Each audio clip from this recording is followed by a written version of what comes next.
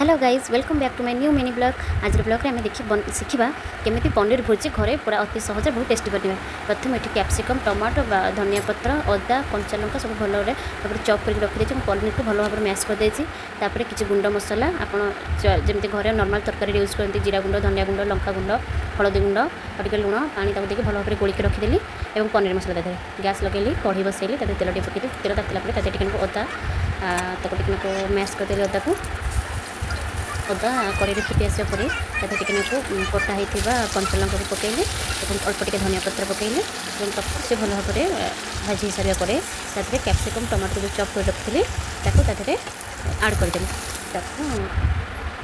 देखो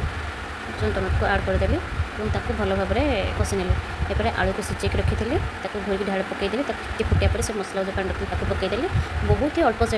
हार्डली 10 ରୁ 15 मिनट भर तरकारी प्रस्तुत हो जाए सोया सस आड करदेली पनीर जो मैश करके रखी आड करदेली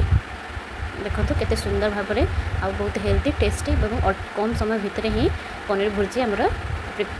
रेडी होगला एवं